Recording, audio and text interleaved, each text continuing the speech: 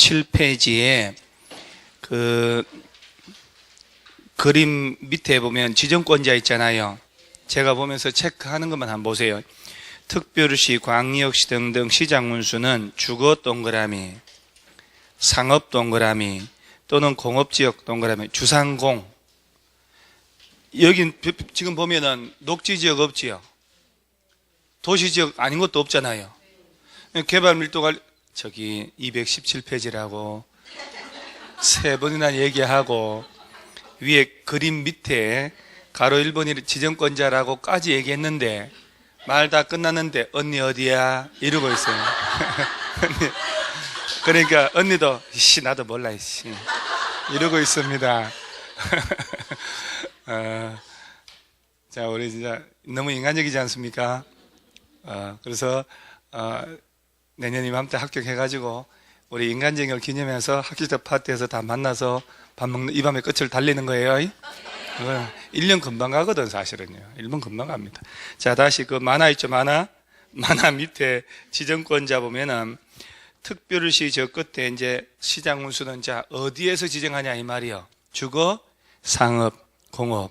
그러면 녹지지역 들어가면 안 되지. 녹지지역은 줄어들 용적률 자체가 없잖아요. 80%, 100%, 100%인데 뭐 50% 반토막 내냐고. 건물도 못 짓는데. 그래서 주거, 상업, 공업지역 이 중에 한 군데에서만 지정하는 거예요. 그 다음에 개발로 인하여 기반시설의 처리나 수용 능력이 부족할 것으로 예상되는 지역 중에 기반시설의 설치가 곤란한 지역을 개발밀도관리구역으로 지정하는 거예요. 설명을 듣고 책을 보니까 대충 감이 오죠. 자, 그러면서 밑에 뭐 절차, 효과 나머지는 지금 시험용으로 할 만한 게 지정 대상이 5군데가 있거든요. 아까 이거 지정하면 용적률 50%까지 강화가 되는 거예요. 확 줄어드는 겁니다. 완화되는 게 아니고. 땅값 반토막 나요. 건물 주는 층수가 30층이 15층밖에 못 지으니까. 한 장 넘어가면 다음 페이지에는 그 만화 밑에 보면은 기반시설 부담구역 있잖아요. 요거는 이제 그 기반시설 부담구역 지정 대상이 박스에 1, 2, 3, 4 있잖아요. 이걸 알면 돼. 얘는 규제가 풀려서 땅값이 엄청 뛰는 곳이다 이렇게 생각하고 봐야 돼요. 박스 1번 이 법이나 다른 법의 제정 개정으로 행위 제한이 못 될 때 완화 해제되잖아요. 풀어지잖아요. 그러죠? 풀린단 말이에요. 땅값 뛰잖아. 여러분 같으면 행위 제한이 더 강화되는 게 좋을까? 완화되는 게 좋을까? 그럼 그 2달 뒤에 야가 법이 바뀌어서 규제가 풀린단다. 그런 소문 들리면 땅 사 안 사요? 사야지 당연히. 두 번째도 이 법이나 다른 법에 따라 지정된 용도, 지역 등이 변경, 해제돼서 행위 제한이 역시 못 될 때 완화되잖아요. 자, 근데 희한하게 이렇게 감정적으로 학습을 해서 다 알아. 대답도 해. 근데 객관식 시험에는 틀린 이유가 강화 또는 완화되는 것을 대상으로 해가지고 있잖아요. 문장을 만들면서 그 안에 강화라는 2글자를 집어넣어 버리는 거예요. 사람도 후다닥 읽기 때문에 틀린 거 못 보는 거예요. 지문 다 봐도 답이 없는 거야. 돌아버린다니까. 얘는 강화란 말로 하면 안 되지. 강화되면 땅값이 떨어질 수밖에 없잖아요. 완화되는 것이잖아요. 그러면서 3번에 해당 지역 전년도 개발행위 허가 건수가 전전년도 허가 건수보다 얼마 이상 증가되었대요? 그러니까 이제 예를 들어서 2018년이에 지금 2017년도, 2016년도, 자, 2016년도 허가 건수가 100건이었다고. 그 다음에 허가 건수 120건, 130건 이상 늘어났지. 20% 이상 늘어났잖아요. 이렇게 실질적 예를 들어서 기억을 해놔야 실제 시험도 이렇게 나오는 거예요. 이렇게 나온단 말이에요. 어딜 대상으로 하냐 이렇게 나올 때 개발행위 허가 건수가 얼마 이상 늘었다는 얘기예요. 20%. 그러니까 20% 이상 허가 건수가 늘었다는 얘기는 그만큼 건물 짓겠다 막 이런 게 많으니까 인구가 늘어나고 땅값이 뛴다는 얘기예요. 그 다음에 4번도 해당 지역 전년도 인구 증가율이 그 지역에 속하는 특별시 등등 시군의 전체 전년도 인구 증가율보다 얼마 이상 높대요? 자, 인구가 늘어났다. 허가 건수가 늘어났다. 법이 바뀌어서 용도가 바뀌어서 규제가 풀린다는 거 아니요? 그러니까 전부 다 땅값 뛰는 곳이잖아요. 이런 데를 뭘로 지정하고? 기반시설 부담구역. 그러면서 오른쪽 페이지에 가로 4번에 해제 의제라는 거 있나요? 기반시설 부담구역 지정고시설부터 동그라미 하세요. 몇 년? 1년 되는 날까지. 기반시설 설치계획 수립하지 않으면 1년 되는 날의 다음 날에 또 동그라미. 기반시설 부담구역 지정은 해제된 것으로 본다. 자, 요건 아까 여기 얘기했잖아요. 1년. 그러죠? 요거 지정했다. 몇 년 내 설치계획 짠다? 1년 내. 안 짜면 1년 된 날의 다음 날. 그러니까 이런 것들은 공법은 누적되면 숫자가 많이 나오니까 수업 시간에 입으로 툭툭 떠들면서 익혀놓으면 객관식 시험을 문제 풀 때 시험장 가서 가만히 있어 봐라. 생각 한번 해볼까? 답이 막 엄청나게 막 딴 게 떠올라요. 3년? 아니야, 2년이야, 2년. 아니야, 5년. 이런다니까. 그렇게 풀면 100% 틀려요. 느낌대로 딱 하는 거예요, 느낌대로. 그러니까 수업 시간에 대답하는 게 제일 좋아요. 몇 년 내 설치계획 짠다? 1년. 안 짜면 다음날 전부 시효된다. 이렇게 외워놓는 거예요. 깔끔하게. 그 다음에 밑에 네모 3번에 1번 기반시설 설치 비용의 부과대상이라고 있죠. 기반시설 부담구역 안에서 기반시설 설치 비용 부과대상 건축행위는 단독 숙박시설 등 대통령령으로 정하는 시설로서 얼마 초과하는 200 초과하는 건축물 신축 증축 행위할 때 돈을 내야 돼. 여기 얼마 초과하는 거. 그러면 만약에 우리 동네가 기반시설 부담구역 묶였다 하더라도 150제곱미터짜리 건물 지을 때는 돈을 낼 필요가 없어요. 200 초과할 때만 돈을 내야 되니까. 그러면서 한 장을 여기 이제 뭐 없네. 그 건물 중에 기반시설 유발계수라는 게 있어요. 기반시설 유발계수라고 있는데 그게 이제 제일 높은 게 2.1부터 해서 한 4, 5개는 순서대로 외워놓으셔야 되거든요. 나중에 외우는 방법도 금방 외우는데 일단 뭐 여기는 없으니까 나중에 외우고 여기까지가 1장 끝나는 거예요. 1장 끝나요. 그러죠? 1장 끝났으니 뭐 집에 가야지 뭐. 할 것도 없는데 뭐. 왜 표정이 왜 그래요? 뭐 다 했는데 뭐 시간이 중요한가? 그죠? 아니 가만히 있어봐. 329페이지 펼쳐보세요.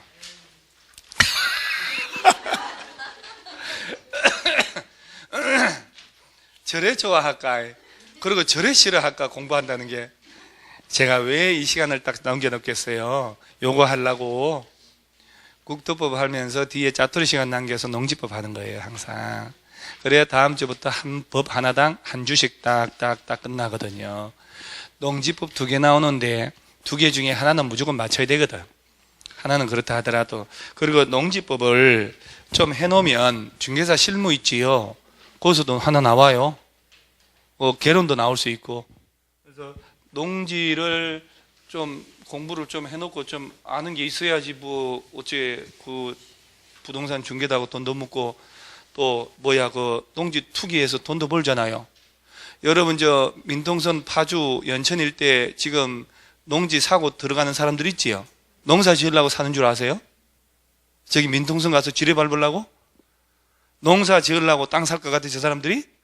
여러분 이러고 있는 사이에 서울에 돈 있는 사람들은 파주 일대로 농지 보고 다녀요. 지금 임야고 뭐고 땅 사놓고 10년 뒤를 내다보고 수십 배 뛰는 걸 하려고.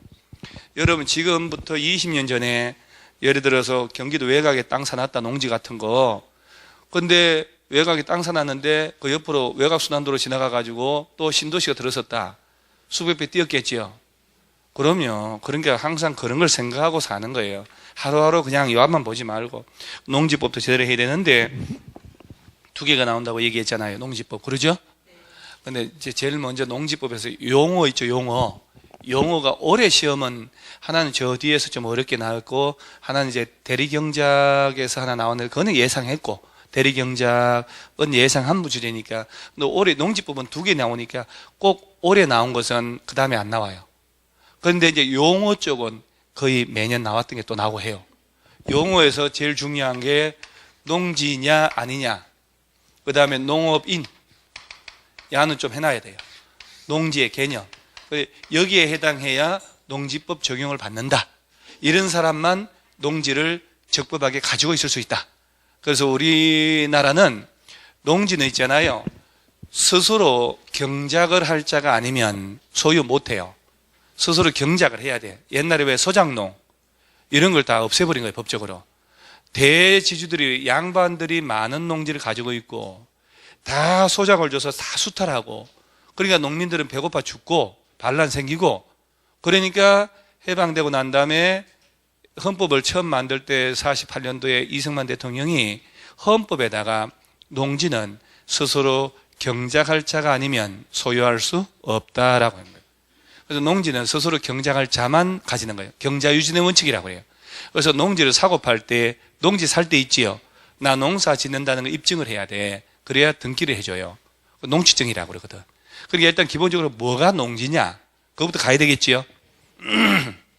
329페이지에 용어정의에서 농지의 개념 나오잖아요. 자, 일단 농지는 전, 동그라미, 답, 동그라미. 전이 뭐요? 파전, 녹두전. 이런 걸 아재개그라고 그래요. 여러분 웃어줘야 돼. 이때 안 웃어주잖아요.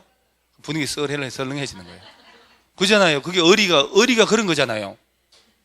에이, 이러면 안 된다니까. 그 사람 얼마나 신경 써서 한 거잖아요. 여러분 수준에 맞춰서. 답이 전답 차이가 뭐라고 그랬을까요? 지적에서 물을 대지 아니하고 물을 주로 이용하여 벼연 미나리 왕고를 재배하는 곳. 답. 그 다음에 과수원 나오죠. 자, 요게 전답 과수원이 최소 기본적인 농지예요. 그러면서 그 밖에 법적 지목 불문하고 다음에 해당하는 토지를 말한다 해놓고 박스 있죠, 박스. 자, 그 중에 하나에 해당하면요, 지목이 전답 과수원으로 대장에 안 올라가도 농지법 적용한다는 얘기예요. 그러면 이제 실제로 농작물 경작조로 이용되고 있고, 이번에 뭐 쭉 나오고 계량시설의 부지 뭐 쭉 이런 말 나오잖아요. 이거 지금 안 해도 되겠는데 답을 알려 줄게요. 이렇게 나오겠지. 다음 중 농지에 해당하지 않는 것 찾아라 나오겠지요. 그러면 한 장 넘어가면, 자, 다음 페이지 거기 있네. 농지 제외라고 있죠. 다음에 토지는 농지에서 제외된다. 얘는 이제 농지법 적용 안 하는 거야. 그러니까 얘들을 사고 팔 때는 농지증을 안 내도 관계없고 농업인 관계없다는 얘기지. 어딜 보냐면은 3번 초지법에 따라 조성된 초지. 여러분 초지란 말 들어봤나요?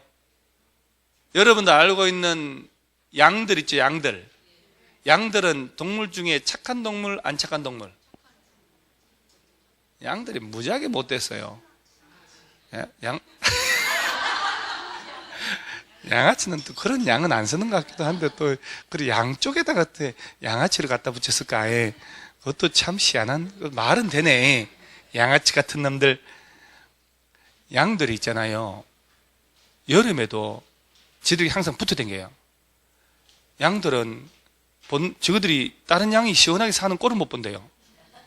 붙어가지고 더 죽으라고. 겨울엔 따로 떨어져 댕긴대요. 따뜻한 꼴은 못 본다네. 양들이 되게 못된 동물이래요. 그래서 양같이, 순한 양같이 생겼다. 아니요, 속은 엄흉해요. 늑대가 몇 마리씩 들어가 있다니까. 늑대가 오히려 어리가 있는 동물이에요. 늑대가 동족을 막 먹이 살리려고 그렇게 하고. 근데 초지라는 게 뭐냐면은 대관령 양떼 목장 있잖아요. 그런데 양들 키우려면, 서수 키우려면 목초를 조성해야 되잖아. 그래서 꼴 베어다가 풀 베어다가 건초를 만들어서 창고에 사놔야 줄 거 아니야. 그럼 목초 심어서 키우는 것을 초지라고 그래요. 야들은 농지법 적용하지 않아. 야가 주로 답이요. 초지. 초지가 주로 농지 아니야 이거? 그러면 이 초지를 사고 팔 때는 농지증 같은 거 낼 필요 있다 없다? 없지. 자, 그 다음 두 번째, 얘는 너무 써먹었을 거 아니요? 두 번째 답이 나온단 말이야. 그건 다음 달 얘기해 줄게요. 다 까발리면 재미없잖아요. 잊어먹어도 너무 많은 걸 잊어먹고. 괜찮아요? 잊어먹는 걸 많이 잊어먹으면 억울하잖아요. 좀만 잊어먹어야 되는데. 그래요? 그럼 괜찮아요. 얘기해줘도 다음 주에 안 잊어먹을래요? 다음 주에 잊어먹기만 해봐요. 그 다음에 두 번째 게 1번이에요. 1번.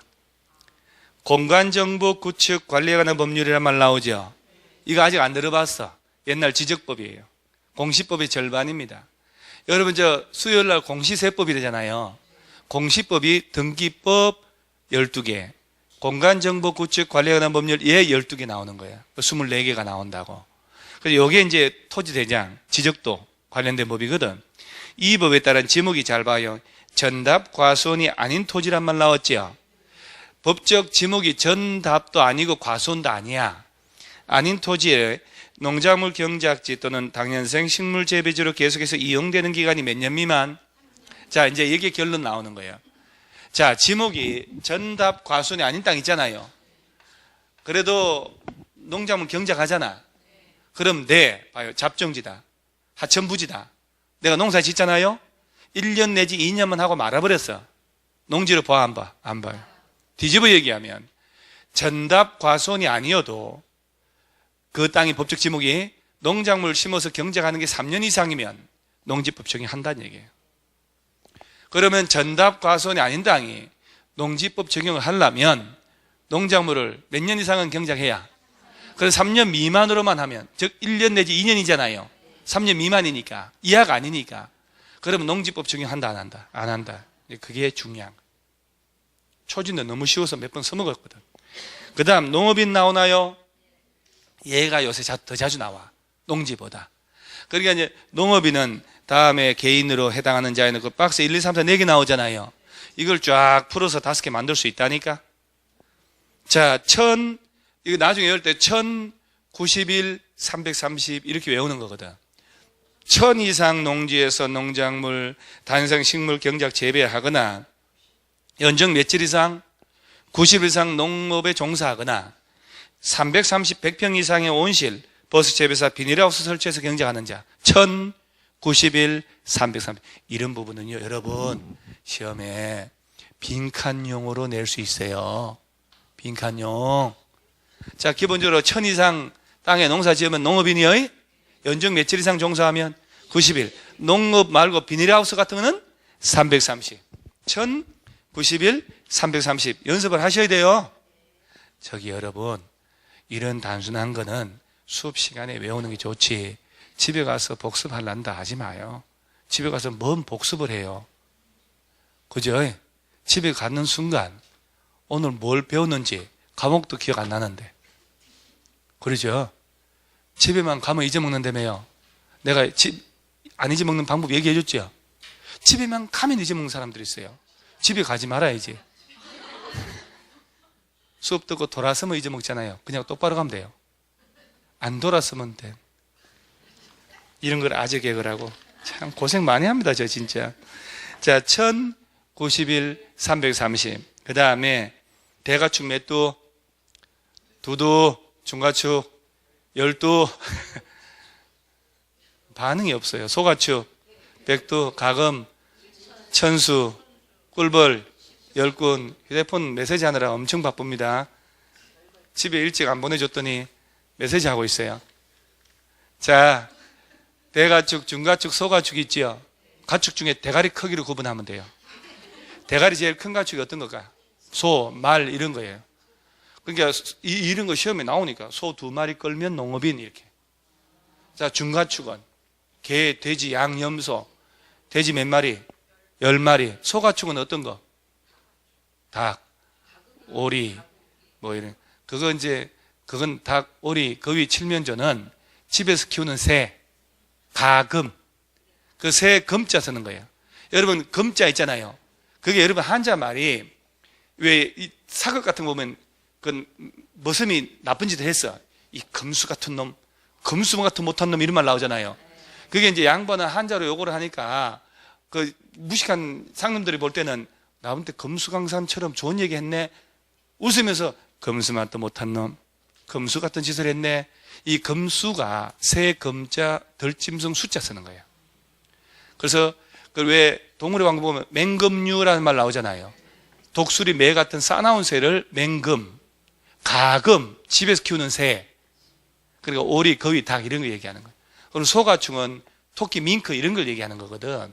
아니, 쓰지 말고 창피스럽게 그걸 쓰고 있어요. 쓰지 말고. 자, 소 몇 마리? 2마리. 돼지 10마리. 토끼 100마리, 오리 1000마리, 꿀벌 마리수 한번 세보세요. 그거 어떻게 세나? 꿀벌 양봉통 쌓아놓는 거 있죠? 그 한 개당 한 1군이라고 그래. 물이 군자 써서 이게 10통 이상 쌓아놓으면 10군. 꿀벌 10통이라 그러면 돼. 자, 대가축 몇 두? 두두. 소를 2개라고 그래요. 두라고 하는 거죠. 2마리 그래. 돼지는 10마리, 토끼는 100마리, 오리 1000마리 끌고 다니면 농업인이요. 꿀벌 10통. 그 다음에 120일 이상 축산업 종사인데 맨 마지막에 제일 중요해. 농산물 연간 판매액이 얼마 이상? 120만 원. 1년 내내 감자, 고구마, 옥수수 팔아가지고 매출 120만 원 이상만 올리면 농업인 자격 됩니다. 제일 자주 나온 게 이놈이요. 농산물 연간 판매액이 80만 원 이상인 자, 이런 식으로. 얼마? 120. 원래 80이었거든요. 법 개정해서 120으로 올린 거예요. 그러면 이 중에 하나에 해당하면 뭘로 본다? 농업인. 그러니까 이 박스가 얼마나 자주 나오겠어요? 쉬운 듯 하면서도 학생들이 대충 공부하거든요. 자, 기본적으로 농업인 되려면, 자, 1000 이상 경작을 해야 돼요. 연중 며칠? 90 이상 종사하거나 비닐하우스 나오면 330 이상 온실 같은 거 조성하는 거. 자, 대가축, 두두, 중가축, 열두, 소가축, 백두, 가금, 천수, 꿀벌, 10군. 연간 농산물 판매 120만 원 이상이면 농업인 돼요. 그럼요. 이런 게 공부지 뭐 대단하나? 문제가 희한하게 풀린단 말이에요. 그 다음에 오른쪽에 소유 제한 이런 건 냅둬도 괜찮고 한 장 넘겨보면 오늘의 핵심이 하나 있어. 332페이지에 맨 위에 농지 소유 사항안 있지요. 1번, 2번, 3번. 밑에 거리 만화는 오히려 헷갈리나? 그 위에 가로 1번에 1, 2, 3, 3개 묶어 놓으세요. 설명을 쉽게 할 테니까. 여러분요, 농지는 농사 짓는 사람은 면적 구애 안 받아요. 관계 없습니다. 농사 안 짓는 사람은 농지 가지면 안 되죠. 그런데 예를 들어 보세요. 부모님 돌아가셔서 상속을 받았지. 농지를, 고향의 농지를. 그러면 내가 농사 지으면서 상속받을 때는 법적으로 문제가 안 돼. 내가 농사 안 짓고 강의하잖아요. 근데 10월에 땅 상속받았지. 그러면 3,000평, 10,000제곱미터 넘는 건 팔아야 돼. 그래서 농지를 소유할 수 있는 상한을 제한을 한다니까. 그래서 1번에 상속으로 농지 취득한 자로서 농업 경영하지 않는 자는 상속 농지 중에서 얼마까지만? 만. 그러면 이제 여기서 자연스럽게 말이에요. 농지를 보세요. 오늘 3만 제곱미터를 상속을 받았습니다. 아버지한테. 그러면 자, 법적으로는 얼마까지는 농사 안 짓고도 내 명의로 가질 수 있다? 만. 그러면 2만 남았잖아요. 2만 제곱미터는 돌아가신 지 1년 내에 처분을 해야 돼요. 소유 상한을 초과했거든. 그럼 만을 뺀 2만은 돌아가신 지 몇 년 내에 팔아요? 1년 내에 팔아야 돼요.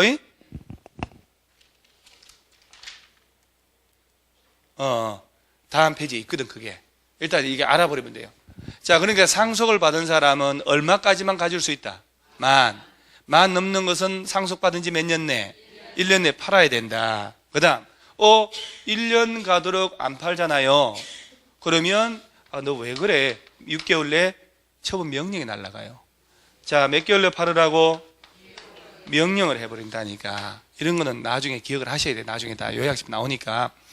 6개월 내에 팔아야 되는데 팔라고 매물로 내놨지만 농지는 잘 안 팔릴 수 있지. 왜? 농업인 아니면 취득을 못하니까. 그리고 6개월 가도록 안 팔잖아요.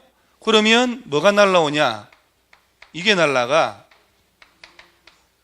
이행강제금이 날라가요. 아까도 이행강제금이 나왔었죠.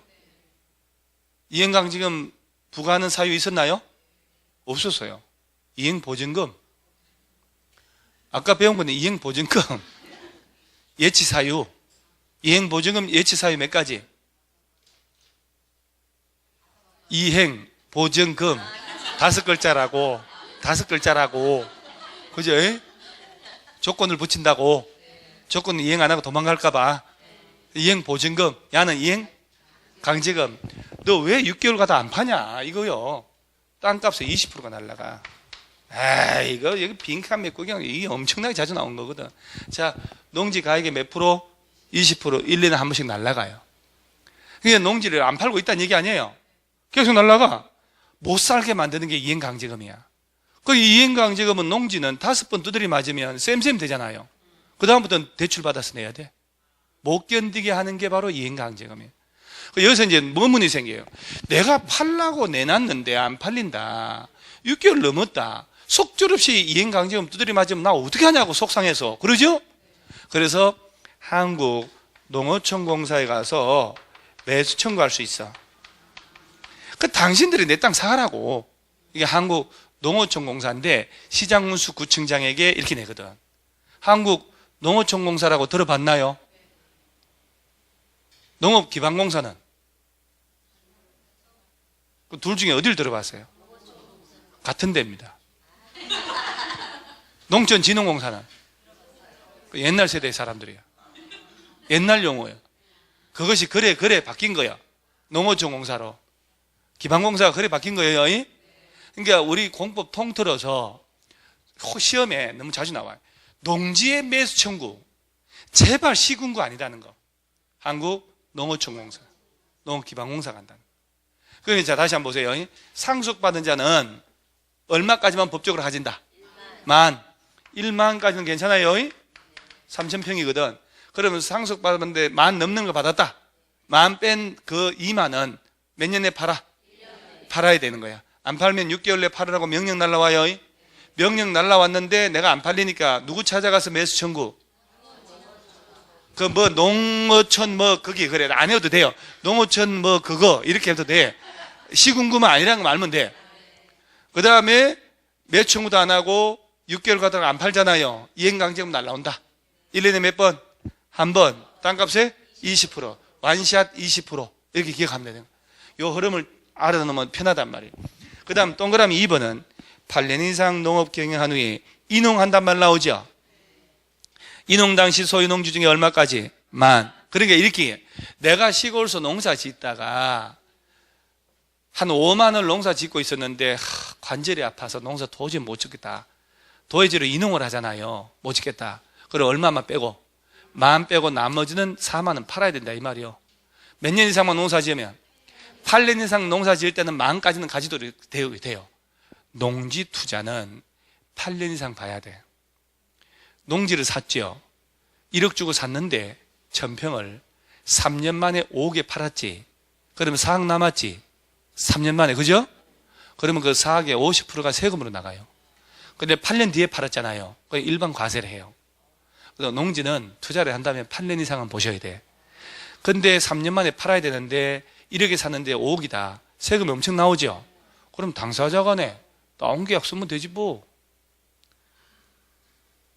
5억에 사고 팔아놓고 1억에 사고 팔았다고? 그래 놓고 산 놈은 죽는 거지. 그러니까 누가 다운 계약 써줘? 안 써주지. 판 놈이야 괜찮은데 산 놈은 나중에 또 팔 거 아니야. 그런데 1억에 사서 10억에 파는 거니까 지 세금 다 내야 되지. 안 써주려고 그러지. 그러죠? 그러니까 병 주고 약 주는 거죠 제가. 그래 나 같아도 5억에 팔고 2억 세금 내면 되지. 근데 나 2억 남잖아요. 욕심이 끝이 없네 이런 표정 보니까. 그래서 8년 뒤에 파시면 돼요. 자, 농사 짓다가 몇 년 이상 농사 짓다가 8년 인농을 하는 사람은 얼마까지는 농사 안 짓고도 가질 수 있다? 1만. 넘는 건 팔고 가야 되고. 그 다음에 주말 체험용농이란 말 나오죠. 여러분요, 도시민들, 여러분요, 목동 사는 여러분들 있지요? 목동 서울특별시죠. 시골의 농지 주말 농장으로 법적으로 가져도 돼요. 300평까지 1000. 그래서 주말 체험 목적으로 농지 가져야 되겠다. 1000까지는 괜찮아요. 그래서 여러분요, 시골 땅 돈 되는 것 같아. 한 3000평을 사고 싶어. 3000평 안 되겠구나. 3000평 산다 하더라도 되겠다. 이 땅 다 사고 싶은데 주말 농장으로 살 때는 300평밖에 안 되잖아요.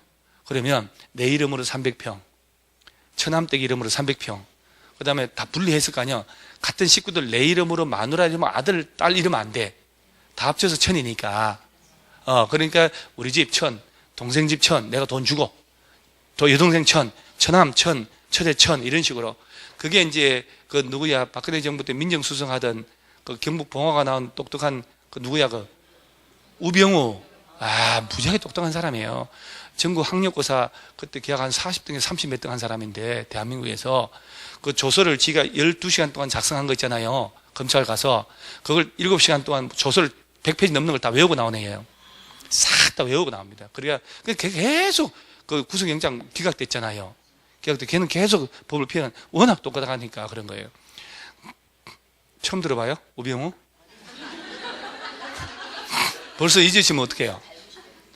걔가 그런 식으로 농지 투자에 지쳐가지고 식구들하고. 그래서 농지를 샀는데 자기 이름으로 처제, 큰 처제 막 다 산 거예요. 그 주변 땅. 그리고 골프장 주변에. 그리고 뭐 심었는지 기사 나왔죠. 도라지. 여러분 그거 다 법적으로 이유가 있는 거예요. 왜냐하면 주말 농장으로 내가 300평 샀잖아요.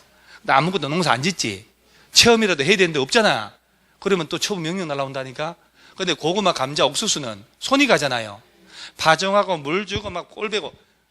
도라지는 심어 놓으면 되거든. 그리고 5년근 돼야 좋은 거 아니야? 도라지는 누가 캐가나? 안 캐가. 고구마, 옥수수 보세요. 가지 익었다, 아깝다, 동네 사람 다 따간다니까. 그러니까 도라지 더덕 심는 이유가 있는 거예요. 다 법을 아는 애들인가 그런 거예요. 여러분 나중에 시골 땅 살 때 300평이잖아요 내가 돈이 많아. 그러면 형제간 이름을 다 사는 거야. 그러면서 사면서 이제 내 여동생인데 돈을 주고 내가 5천만 주고 땅 사놓고 싶잖아요. 근데 여동생은 믿지만 여동생 남편은 못 믿잖아. 이 새끼가 사업한다고 마누라한테 또 이렇게 하면 안 되니까 내가 여동생 이름을 사놓고 내가 돈 빌려준 걸로 건재당 설정해 놓으면 돼요. 함부로 못 팔아먹지.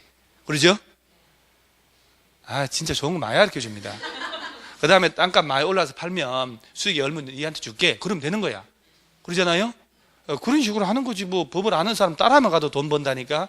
그러죠? 그래도 땅 투기해서 부자 된 놈 따라가야 되고, 법을 아는 놈 따라가서 투자해야 되는 거지. 모르는 놈 따라가고 실패하는 놈 따라가면 안 되잖아요. 내 말이 일리가 있지 않아요? 좋은 얘기 많이 해줍니다. 그래서 일단 소유상한 있죠. 이 세 가지 알아놔야 돼요. 이런 것도 알아놓으면 보세요. 농지법을 두 번째 나온 거지만은 그냥 이왕 배우는 기회에 하나하나 제대로 배워놓으면 나중에 농지가 어떻게 될지 나한테 알 수가 없잖아요. 그걸 끼우면 농지 사놓는 거지. 농지 살 일 있을 때 저 농지 등기부 대장 다 띄어가지고 법적으로 다 해결하고 해야 되잖아요. 자, 상속을 받은 사람을 농사 안 지으면서 상속받았다. 얼마까지만 가지라? 10,000. 8년 이상 농사 짓다가 이농한다. 얘도 10,000. 주말 체험용 농은 1,000. 10,000 외워놓으셔야 되는 거예요. 자, 주말 농장으로 취득할 때는 농지증 형식적으로 내긴 내야 되거든요. 자, 세대원이 식구가 4명이다. 각각 1,000, 합쳐 1,000. 합쳐 1,000밖에 인정 안 된다고. 그러니까 우리 집 식구들 다 합쳐서 내 이름으로 1,000. 그 다음 여동생 이름으로 1,000. 여동생 이름으로 1,000. 남동생 이름으로 1,000. 그랬는데 야들이 팔아먹었다. 냅둬 안 냅둬? 냅둬. 처제 이름으로 1,000. 처제가 팔았다. 냅둬 죽여버려요. 처남이 1,000 팔아먹었어. 냅둬 죽여버려. 묻어버려. 아니, 얼굴 표정 좀 봐봐. 자, 친정 남동생이 밤 2시에 술이 취해서 누나 왔어. 술 취해서 배고프다. 밥 차려줘 안 차려줘? 차주지. 새벽 2시에 시동생이 새벽 2시에 술 취해서 형선생님 밥 좀 차려라. 라면 끓여줘 안 끓여줘? 문 안 열어주잖아. 솔직히 얘기해. 그냥 저 인간 또 왔네. 근데 친정 동생이 왔어. 아무리 졸려도 라면 끓여줘 안 끓여줘? 끓여주지. 자, 25년 살은 남편이 오늘 술이 취해서 새벽 2시에 왔어. 라면 끓이라고 해. 끓여줘 안 끓여줘? 그래. 근데 이게 고시 공부하는 아들내미가 새벽 2시에 왔어. 배고프다고 끓여줘 안 끓여줘? 끓여주지. 그죠? 그러니까 여동생 남동생은 평생 같이 살았잖아. 이까지 판다고 뭐 어때? 처남 처제 정이 있어 없어? 언제든지 남 될 수 있잖아. 그러니까 야가 팔아먹었어. 나는 광주에 전화해요. 제가 좀 아는 친구들이 있어요. 아그들이 와라. 연장 좀 챙겨와라. 해가지고 묻어버려. 조사버려. 이제 다 그래가지고 그러니까 이거는 내가 농담을 하지만 현실이 그렇게 해서 배신을 해서 매형 죽이고 하는 것도 많이 나와요. 현실이 대기업 하는 애들 있잖아요. 기업하고 이런 애들이 할 때도 항상 처남들이 뒤통수를 까는 게 얼마나 많은데 형제가 덜 하다니까. 근데 내 여동생은 내가 사람 죽였어. 그러면 내가 무거워서 시체 묻을 때 도와줘 안 도와줘? 예를 들어서 도와줘. 어디 까발려 안 까발려? 죽었다기도 안 까발리지. 근데 처제야 처제. 도와줬다가 내가 지 언니하고 이혼했어. 냅둬 까발려. 언니가 젊은 여자가 형부가 젊은 여자가 바람났다고 지금 언니 이혼 당해서 저러고 있다. 까발려 버리지. 그게 이 삶의 현실이라니까. 그래서 일단 남인 것이 남도 아닌 것이 믿을 수 없는 첫 자식들. 여러분 동생도 시동생들은 밉잖아요. 솔직히 시금치도 안 먹잖아요. 시금치, 시내버스. 우리 집에서 안 먹는 시금치, 포항초. 포항초 되게 맛있어요. 제가 고향이 그쪽이라 포항초 얼마 전. 우리 집에 포항초 안 좋아해요. 포스코만 나와도 부르르 떨어요. 자, 근데 333페이지 농지증 나오죠? 요것만 하고 내가 집에 보내줄게요. 이게 제일 중요해. 자, 농지 취득 자격증명이라고 하는 거 아니야? 농지 취득 여러분 이제 보세요. 둘이서 농지를 가진 사람, 이 농지를 사고 싶잖아요. 청약, 팔으라고. 5개, 8개 승낙, 매매계약 체결하잖아요. 등기해야 되지. 등기해야 소유권 넘어가거든. 우리 민법은. 자, 그래서 내가 농지를 가지고 싶잖아요. 그러면 등기할 때, 등기소에 갈 때는 내가 이 농지를 이런 식으로 농사 짓겠습니다라고 하는 증명서가 들어가야 돼. 매매계약서도 들어가지만 농지를 이런 식으로 농사 짓겠습니다. 이게 입증하는 서류가 농지 취득 자격 증명. 농지를 취득해도 되겠냐라는 입증하는 서류가 들어가야 돼. 그럴 때는 자, 농지 사는 사람 있잖아요. 이 사람의 해당 시구 읍면 사무소 가서 농지증 발급받으러 왔어요 할 때 이렇게 되는 거예요. 여러분 카페 회원 가입하셨어요? 좀 하세요. 좀 거기 왼쪽 하단 쫙 가면 농지증, 영농계획서 다 서류가 다 있다니까. 그 안에 농지증 발급 안 받고 취득한다 3년 3천만 원 벌칙이 저절로 외워진다니까. 그 서류를 봐버리면요 공부하는 게 확 와닿는다니까. 다음 카페라고 얘기했죠? 네이버거든요. 뭘 해도 걸리니.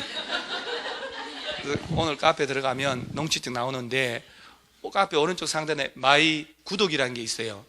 그것도 또 누르면 빨리 등급이 올라간대. 카페가 좀 팍팍 누르세요. 얼른 대답 좀 해주세요. 농지를 보세요. 내 사례를 얘기 들을 때 제일 쉬운 공이니까 농지 사고 팔고 싶잖아요. 좀 덮어 놓으시고. 그래. 이석규 교수의 난수공이라는 카페가 있어요. 성격 엄청나게 급해요. 바로 확인하잖아요. 바로. 서울 사람 아니지. 서울 사람들은 이따가 잊어먹어버려요. 저 지방 사람이 그래요. 훅 하고 막 농지를 사고 싶잖아요. 그러면 등기할 때 농지 취득 자격 증명 들어가야 등기를 받아줘. 그러면 여기 이제 해당 시구 읍면 사무소 가야 돼. 이게 원래 공법은 시군구거든. 유일하게 시구 읍면이 나오는 게 이거야. 가만히 그거 줄치지 말고. 그러니까 면사무소 가잖아요. 면사무소 가서 자 내가 이렇게 사서 등기하려니까 농지증 발급받으러 왔다 그러잖아요. 그러면 여기 면사무소에서는 종이 한 장 없어요. 종이를 나한테 하나 줘. 이게 농업경영계획서라고 영농계획서를 이제 농지 산 사람 있잖아요. 이 사람 서류 준다니까 이거 작성해 와라고. 농업경영계획서, 우리 시골 말로 영농계획서. 그럼 이제 면적 얼마인지, 내가 이걸 농기계 장비를 어떻게 확보하는지, 그다음 뭐 심을지 있잖아요. 브로콜리, 낑깡 이런 거 그걸 다 작성해서 읍면 사무소 당면 직원한테 주면 그 확인해서 그 다음날 농지증 발급을 해주는 거야. 그 농지증을 들고 등기할 때 내는 거예요. 그 농지증이라는 것은 농지를 내가 이렇게 짓겠다라는 걸 입증하는 서류. 그래서 이게 이제 왜 중개사 실무에서 나오냐면 중개업자 갑은 다음 농지 거래 중개했다. 틀린 골라봐라. 올바른 거 골라봐라. 이렇게 되는 거예요. 자, 농지가 법원에 경매로 나올 수 있어 없어요? 농지 가진 사람이 농사 짓다가 영농자금 빌리잖아요. 그럼 뭘 담보로 해줘? 신용 대출 해줄까? 5천만 원? 택도 없지. 농업인이 사는 집 담보로 들어가면 시골집 담보 가치가 있어? 그 논밭이잖아요. 담보로 들어갔잖아. 근데 가을에 배 농사를 짓는데 태풍이 와가지고 수확하기 한 달 전에 태풍이 와서 다 박살난 거야. 수확량이 없잖아요. 못 갚는 거지. 그러면 농협에다가 담보 제공하고 돈 빌렸잖아요. 농협에서 그 농지 소유권 가져가 안 가져가요? 그러면 안 되지. 그 여러분 아파트를 국민은행에 담보 제공하고 돈을 빌렸잖아. 10억짜리를 담보 제공 5억 빌려 5억. 10억짜리 아파트를 가지고 있으면 10억을 빌려줘요? 아파트 시세 60% 주잖아요. 그럼 농지는 60% 담보가치 인정할까? 택도 없어요. 빌라가 45% 인정하거든요. 아파트 60%, 그 다음에 나머지 인기 좋은 상가 이런 것들이잖아요. 이게 50%. 그 다음 빌라 45%, 땅 30%예요. 담보가치가 땅은 30%, 25%로 왔다 갔다 해. 1억짜리면 3천만 원 빌려줍니다. 그것도 많이 빌려준 거예요. 그러면 5천만 원 빌리려면 5천만 원짜리 땅을 담보 제공할까? 1억 5천, 2억짜리 들어간단 말이에요. 2억짜리 땅이 들어갔지, 5천 빌렸지, 돈 못 갚았다. 그럼 농협 금융기관이 가져가면 이게 부당이득 아니에요? 폭리행위잖아. 이렇게 하면 안 되지. 그러니까 농협에서는 경매 처분해서 경락대금으로 우선 변제 받고 나머지 땅 준 줘야지. 은행도 마찬가지잖아요. 아파트를 담보로 제공하고 돈 빌렸지, 못 갚으면 국민은행이 가져가나? 경매 붙이잖아요. 그래서 낙찰이 만약 8억에 낙찰됐다, 5억 가져가고 3억은 아파트 준 줘야지. 그러잖아요? 몰랐어요 그거? 다 가져간 줄 알았어요? 그래, 부동산 공부 안 했으면 어쩔 뻔했어 이거를. 그 내가 봐요, 10억짜리니까 목동 아파트는 담보같이 세게 쳐주거든. 5억을 일단 국민은행에 빌리잖아요. 1순위. 2달 뒤에 또 1억이 필요해. 그러면 1억 필요할 때 새마을금고 가잖아. 금리가 비싼 데로 간단 말이에요. 이제는 15% 간단 말이에요. 5%, 4% 빌리다가.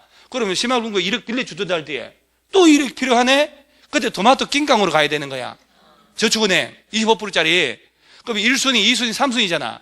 그럼 5억, 1억, 1억이잖아. 10억짜리 아파트가. 근데 경매 들어가면 위치 좋으면 10억짜리 한 8억, 9억에 낙찰되거든.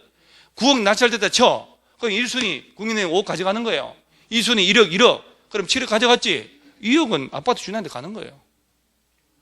근데 야가 토마토 낑깡은행에다가 진짜 아는 사람이 있어가지고 5억을 빌려버렸네? 낑깡은행은 5억, 1억 빼고 남는 게 2억인가? 3억이잖아요. 가져가도 2억 모자라잖아. 못 갚아요. 야는 하도 못 가져가냐, 아파트 주인은.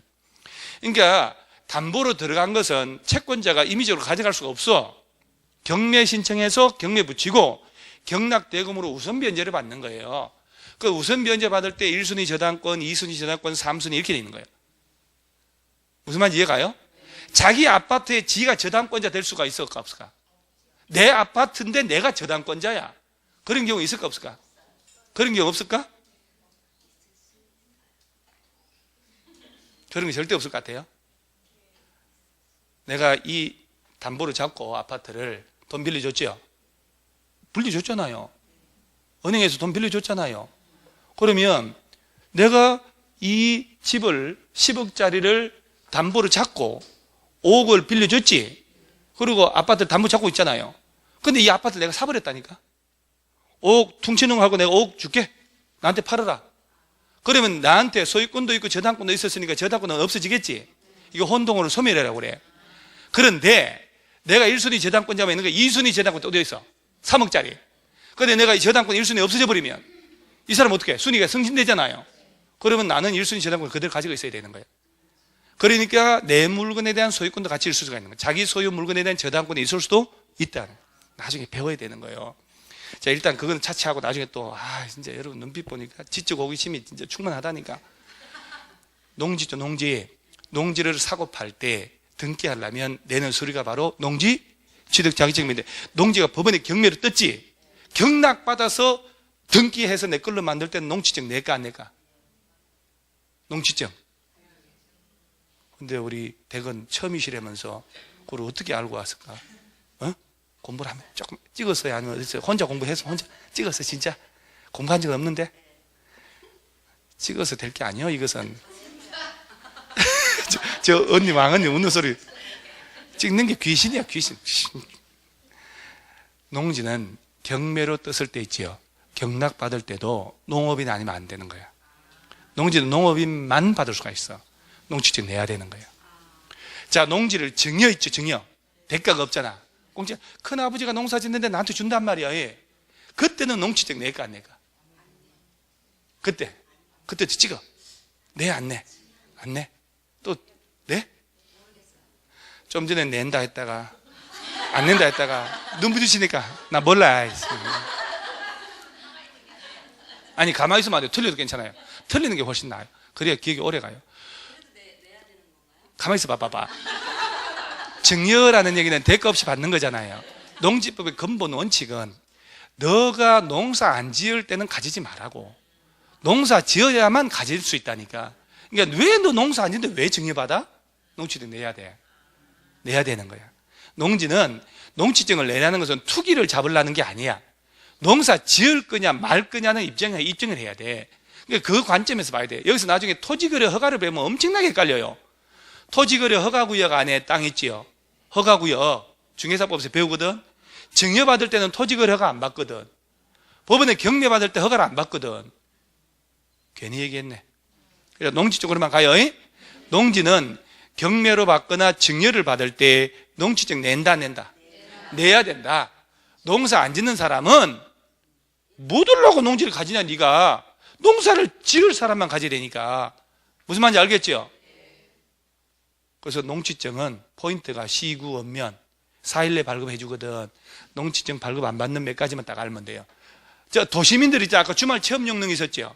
면적 얼마까지만 가진다? 1000. 이때는 농지증 낼까 안 낼까? 그것도 찍은겨? 이 사람이 예사롭지 않네. 자꾸 찍는데 다 맞히잖아. 과거를 또. 자, 333페이지 한번 가볼게요. 낸다. 냅니다. 그 대신에 영농계획서만 면제하는 사유거든. 자, 볼게요. 외면위에 333페이지 발급대상. 농지 취득하려는 자는 소재지구 하라는 자, 거기 줄제. 시장, 구청장, 업장, 면장. 가로치고 뭐라고 됐어요? 시구, 업면장으로부터 농지증 발급받는데 다음에 해당하면 농지증 발급받지 않고 취득할 수 있다. 1. 국가나 지자체가 가지는 것은 당연하겠지요. 그 다음에 상속받아 취득하는 경우는 농지증 낼 필요 없지. 담보농지 협의마치 이건 뭐 냅두고. 그 다음 발급 절차를 한번 볼게요. 2분의 1번 농지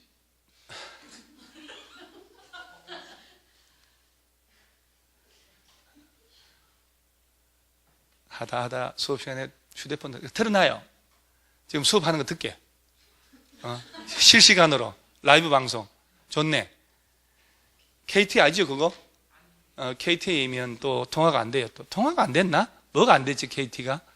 어디 충정로 불나가지고 뭐 저 난리 났다며요 그 동네. 그러니까 뭐 만약에 저 적성국가에서 뭐 저런 거 하나 불질러 부르면 어떡하려고. 이 나라도 진짜 뭐 엉망진창인 것 같아 내가 볼 때. 그래서 내가 SK를 하는 이유가 있어요. LG는 또 그 중국산 장비를 써가지고 뭐 5G 한다고 그러고서 불안해서 못 쓰고 KT 내 저럴 줄 알았어 내가 KT. 자, 가로 2분의 1번 볼게요. 농지증 발급받으려는 자는 다음 사항 모두 포함된 농업 경영계획서란 말 동그라미 하세요.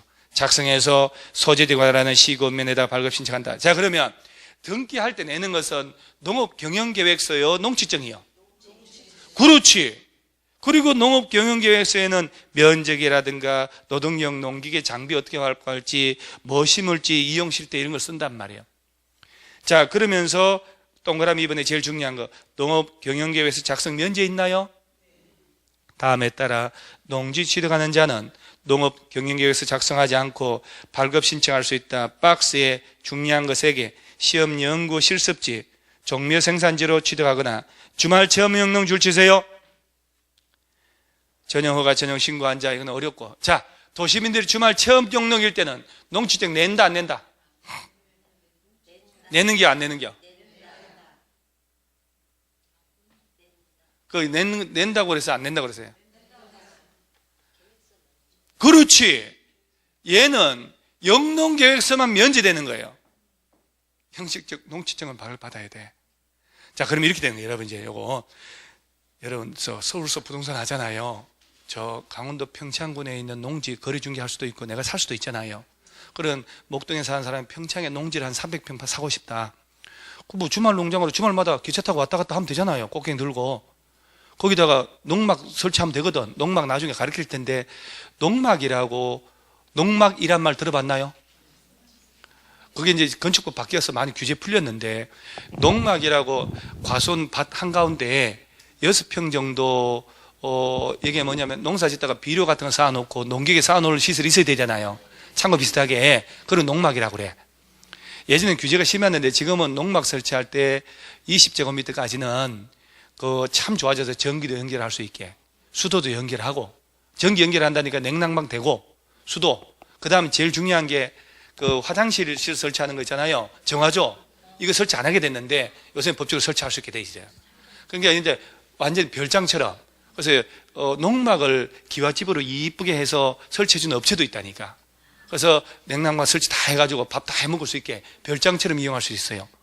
그러니까 300평을 사가지고 한 켠에다가 농막 설치 딱 해놓으면 전기 다 연결하잖아요. 에어컨 달고 난방 달고 난방팬을 다 설치해놓고 밥 해먹고 다 한다니까. 그걸 300평의 땅에다가 막 도라지 심고 더덕 심어가지고 친구들하고 고기도 구워 먹고 좋잖아요. 그러니까 이제 양천구 사는 사람도 시골에 농지 300평 살 수 있다니까. 주말 농장으로 1000제곱미터니까. 그럴 때는 농지증 발급 받고 안 받고.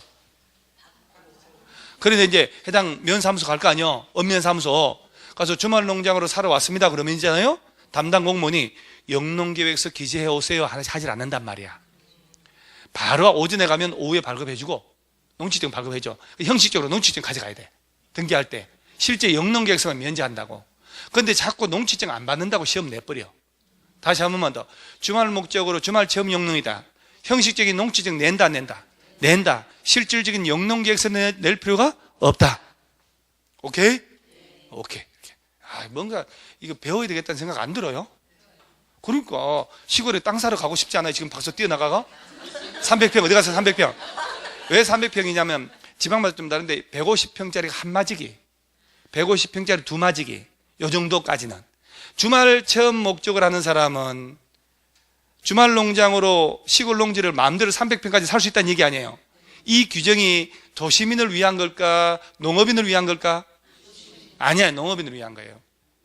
왜냐하면 아니야. 농지를 농업인이 팔아가지고 딸내미 시집 보내고 싶잖아요. 근데 농지는 농업인만 사게 되면 거래가 안 되니까 자금 조달이 안 되는 거야. 재산권 행사가 안 되는 거야, 이게. 나 죽을 지경이다. 이걸 팔아야 병원비도 쓰고 딸내미 시집 보내는데, 그러니까 도시민들도 300평까지는 마음대로 사게 해줘야 이게 거래가 된다는 얘기예요. 그전에는 없어서 이 규정이. 그래서 이런 규정들은 농업인을 위한 규정이에요. 농지의 재산권에 과도한 제한 받는다. 불만이 많으니까 규제를 푸는 차원에서. 그래 이해하면 쉽다니까. 그러죠? 얼마나 공법이 재밌는 과목인데. 그 다음에 맨 밑에 발급 기준에서 4일 내 2일 이거 다 필요 없어요 지금은. 자, 일단 농지증은 매매 등으로 취득할 때 농지증 발급받아서 등기소 내야 돼요. 누구 찾아가면 된다? 시구 읍면. 시구 읍면에 간다고. 말고가 아니고. 시군 거 이러면, 그러면 내 땅을 팔아야 되는데 안 팔려. 매수청은 누구 찾아가고? 농어촌 공사에 가고. 농지증은 시구 읍면. 그런 것 구분해야 공법을 잘하는 거예요. 그 다음에 한 장 넘어가고, 그래 놓고 이제 머리에 때 빗기고, 그 다음 페이지에 처분명령이 있죠. 그 다음에 맨 밑에 매수청구도 나오고, 오른쪽 이행강제금 있잖아요. 자, 1번. 농지 소유자는 다음에 해당하게 되면 사유 발생 후 몇 년 내, 1년 내 농지 처분하라 해가지고 박스 나오는 게 이거. 보세요. 그건 무시하고. 자, 상속을 내가 농사 안 짓는데 3만 받았다. 만 빼고 2만 팔으란 얘기지. 상속 받은 지 몇 년 내? 1년 내. 팔아야 되잖아요. 자, 그리고 저 밑에 처분 명령 보세요. 2번에 1번. 시군구청장은 처분 의무 기간 내 처분 대상 농지 처분하지 아니한 소유자에 대해서 6개월 이내에 동그라미 명한다. 자, 몇 개월 내 팔으라고? 명령을 때려버리는 거예요.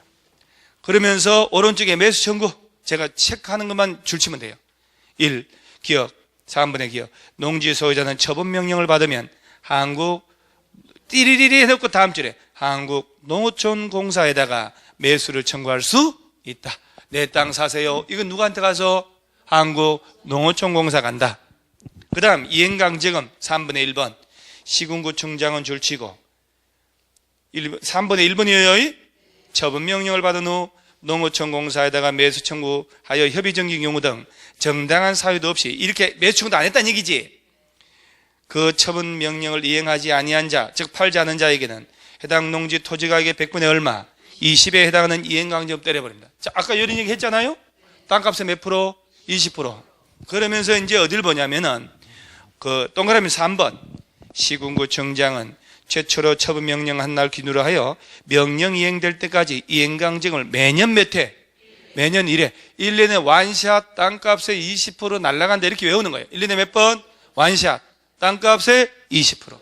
저 건축법은 1년에 2번까지 날라가거든요. 다 달라. 이행강제금이 또 제대로 외워놔야 돼요. 이거는 1년에 몇 번? 한 번. 땅값의 20%. 그 다음에 뭐 농업진흥청 지금 안 돼도 괜찮다. 여기까지. 농지법은 이렇게 수업만 들으면 돼요. 수업만 들으면 나중에 문제 풀리고 집에 가서 1장 한번 쓱 한번 읽어보셔요. 1장을 읽어놔야 모든 게 기본이 되는 거니까 다음 주에 2장, 다음 주에는 건축법부터 쉬운 거부터 2장, 3장 너무 어려워요. 그래서 건축법 쉬운 거부터 할 거예요. 자, 오늘 이만합니다. 수고했습니다.